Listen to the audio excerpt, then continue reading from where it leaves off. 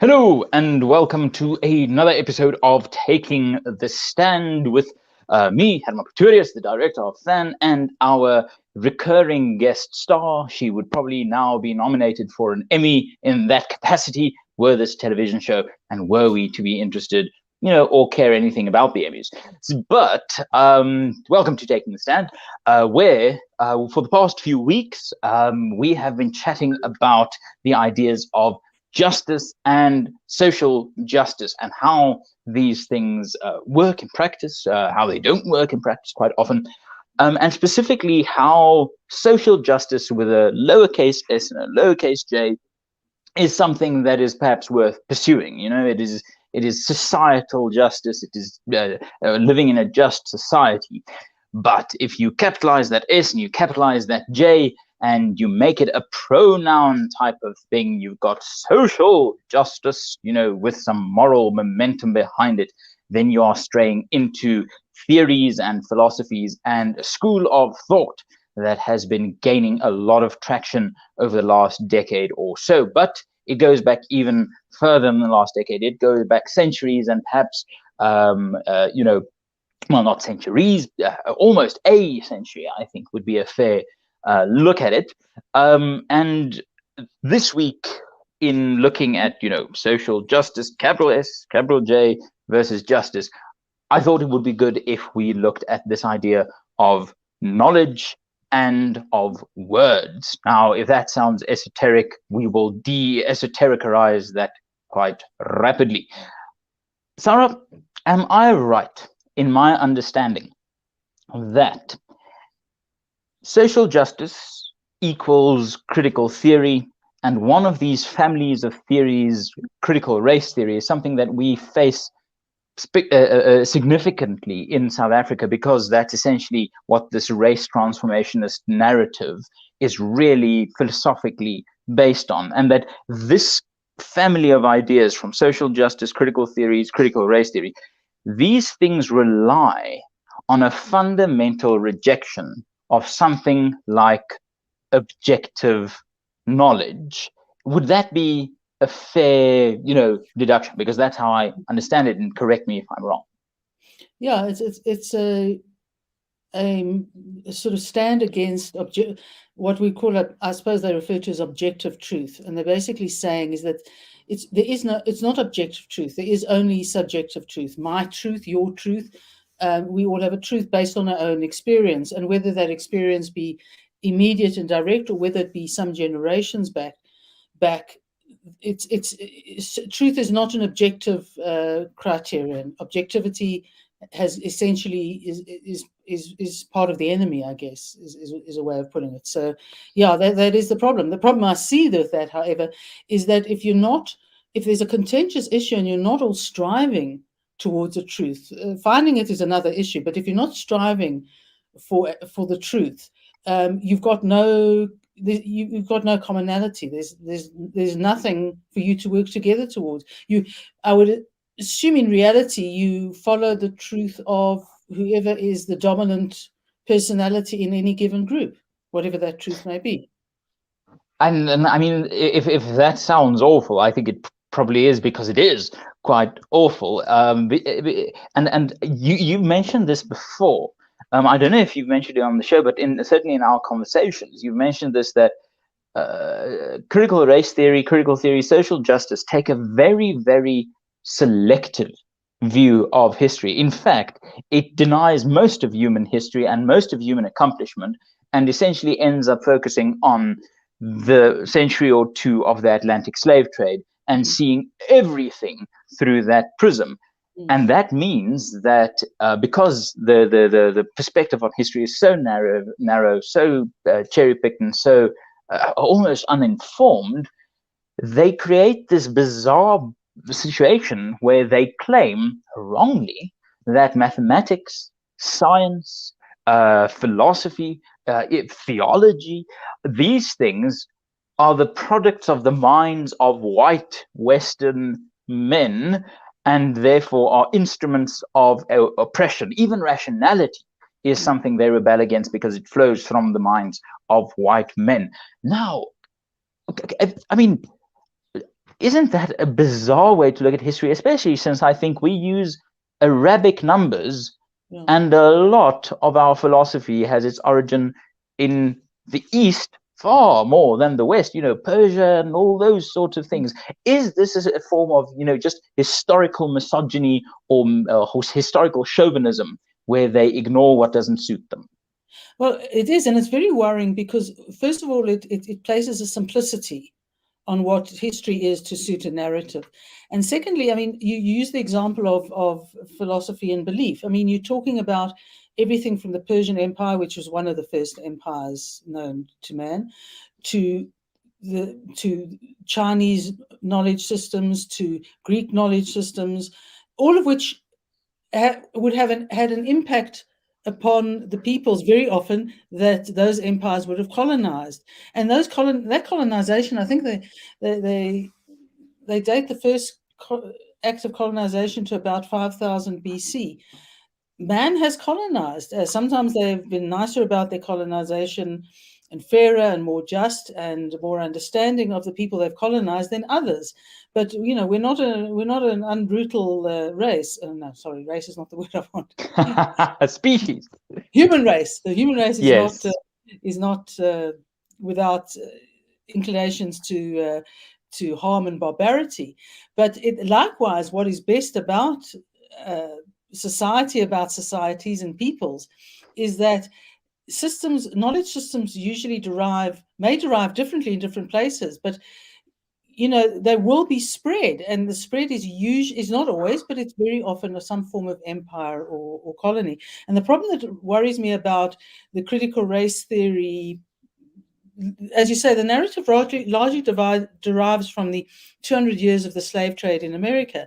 It ignores the fact that the slave trade goes back to the dawn of man, and two, it also ignores the fact that the slave trade is still alive in countries. And there's something kind of creepy about it. While one understands the harshness of the slave trade of America, it is not the only slave trade. It is not the only harshness.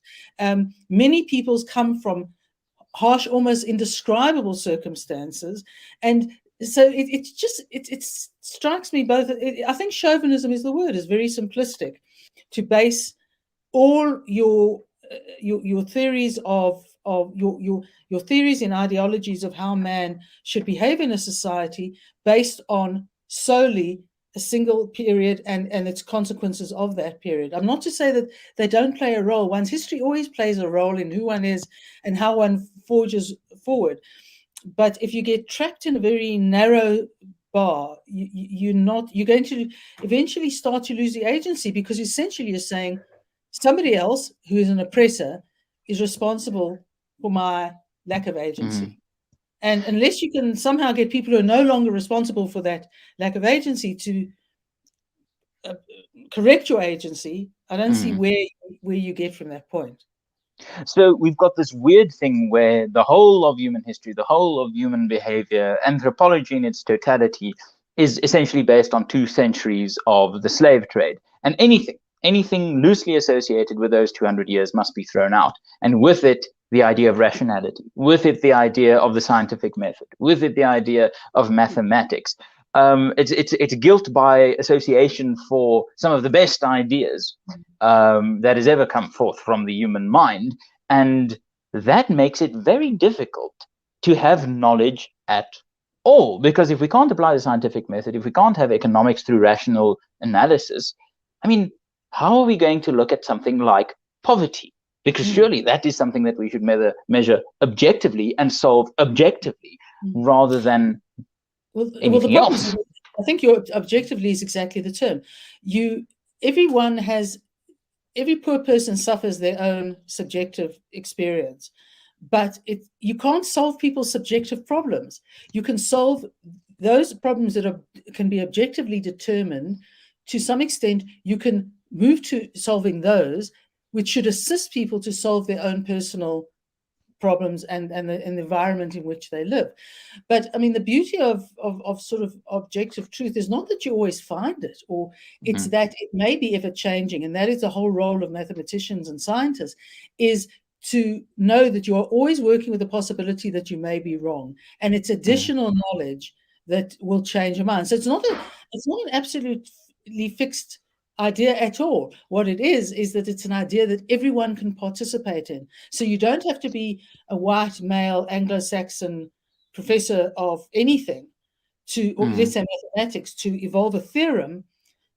You can be a young Chinese 25-year-old polymath type person who can pick up the same information because you have a commonality. It's almost like a commonality of language. And it's speaking the same language, i.e. knowledge and idea of aiming to an objective truth that makes things grow and develop. I mean, I saw a documentary recently where they were featuring, I think, rivers, and they were going down a river in England, and they rode under a Roman aqueduct. Now, whatever was happening in Rome at the time, there were minds that fixed of how an aqueduct needs to be built so that water would run through it from point A, where the water was, to the city where the water needed to be. And give or take some adjustment to the science, it continues to work. You can still make that sort of thing work. Now, why one would want to forego the use of that so-called Roman objectivity to a sort of South African rural water crisis, when you can do it and it can be of benefit, why would you want to reject it? I think that's this thing that we said in our very first episode, is where justice is about real solutions, social justice just isn't. Because if we're going to look at a solution, let's take a very obvious example of medicine. If I need life-saving treatment, I'm not going to care if the mind behind it is a white Western mind or a male mind or a female mind or a black mind or a colored mind or an Indian or I'm just going to want treatment that works. And that is because color. It's not about color. The externality. It's about the quality of the brain. Exactly. And whose brain it is. And the frustration, and we touched on this last week, is that if you're going to go down the route of social justice, you're going to undermine the idea of justice. So if you want to get to economic justice, if you want to solve something that is as objectively studyable and understandable as poverty, you're really going to end up with, some creek without a paddle. Because if you can't measure through rationality, through mathematics, the scope and horror of poverty in a country like South Africa, which is, let's be honest, largely affecting Black South Africans, the very South Africans these critical race theorists but purport to want to stand up for. If you're going to chuck away mathematics and rationality, you're just undermining your own ability to solve poverty. So to look at the idea of objective knowledge being really one of the victims of critical race theory, social justice, critical theories, perhaps it's important to look at, how words might be weaponized in this spiel, because we hear things like blackness and whiteness, and we also hear silence is violence and words are violence. And it's almost as if what we say is no longer something that we really can rely on as we used to in the past. I think it was Douglas Murray that made this point, that the rules change so fast, the meaning of words change so fast, that it's very difficult to keep up with when you are sinning and when you are virtuous, according to these priests of this new denomination of social justice. In South Africa, the word non-racialism is something that is in our constitution.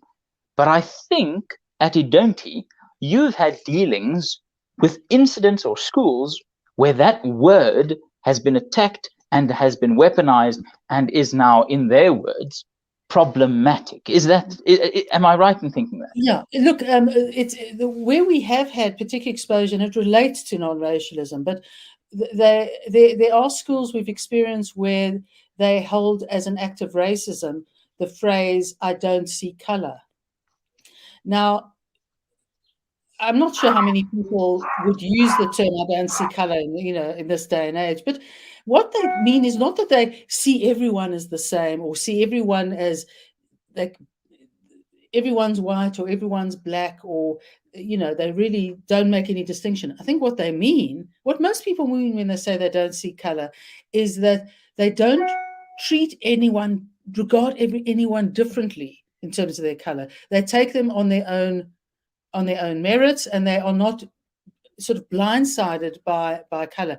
Now, I think what the critical race theory say is color prejudice is always there to some or other extent.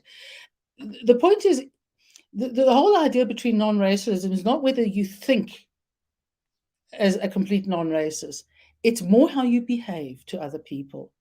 And that's really how the best that society can hope for, is that you grant people equal status irrespective of their color, equal respect irrespective of their color. You don't look at, determining that they are something literally by the color of their skin. They are a victimizer, or they are a victimized, or by their gender, or whatever it might be.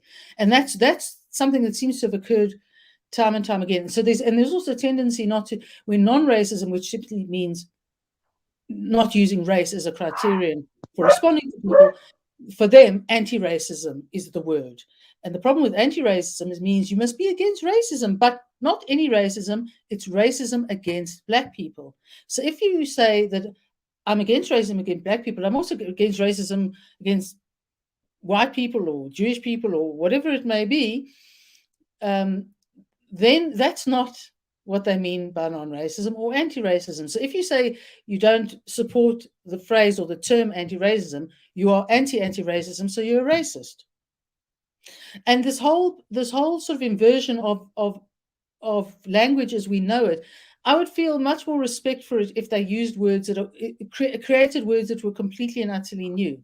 But they don't. You get a version of anti-racism, of diversity meaning color, not the complexity of culture and personhood, etc. And that's one of the problems with the use or the abuse of the use of language.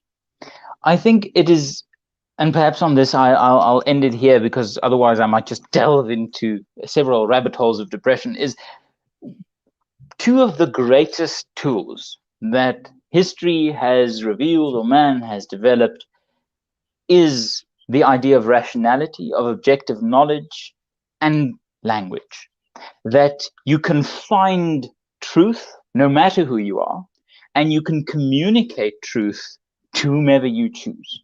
That the finder of truth and the recipient of expression is something open to anyone. And that if you don't have to reject truth on where it comes from, nor do you have to wonder what someone is saying to you because the language has been perverted. So this idea of objective knowledge and objectively measurable, communicable, useful language, I mean, without these things, we're essentially rewriting more than 1,000 years of history and just going back to a place where truth wasn't something that was accessible to anyone but the holiest of holy people, these oracles touched by experience, and then also this pagan ritual of chanting inanities and that being useful. It is just so striking that far from getting to a point where we can have just societies, therefore lowercase s, lowercase j, social justice, these two instruments that can make it happen, that could contribute to its occurring, have been fundamentally undermined and eroded by people with the idea of capital S social and capital J justice. And to end off, as we always do, the problem is that social justice is not about justice, but justice is about freedom. And as we at FAN always here say, your freedom is worth fighting for, and perhaps at this point, your freedom is worth fighting for against those who want to say that you do not have the objective reason to fight for freedom, nor do you have the language to properly advocate for it. And with that, we end off. Sara, thank you so much. See you everyone next week.